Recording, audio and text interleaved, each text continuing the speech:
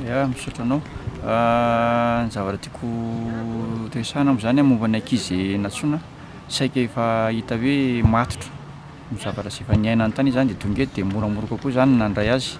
Moa eo koa zany ny fanampian'ny expert Ivan de hita hoe mandeha tsara ny fampivondronana voalohany ty.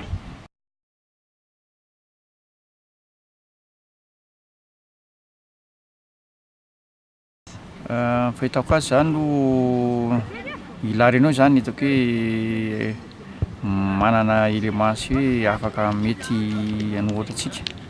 Fa raha ohatra hoe mahorisy komoro azo atao ihany aloha ny miady aminy, zany hoe tokony hiditra ao anatin'ny carré zany tsika hanao an'le demi-finale.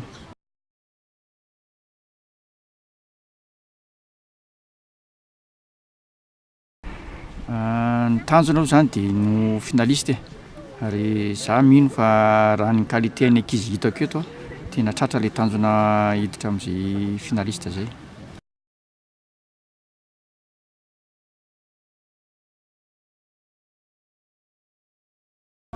Ny fomba fiasa sy ny hoe ny fiara-miasa azy zany de tena matotra, azo lazaina hoe tena mizotra atsakasandava ny afaka tena mifanampy, tsisy zavatra hoe eo afenina na ho atao hafa fa hita hoe tena mifanampy zay staff rehetrarehetra ato.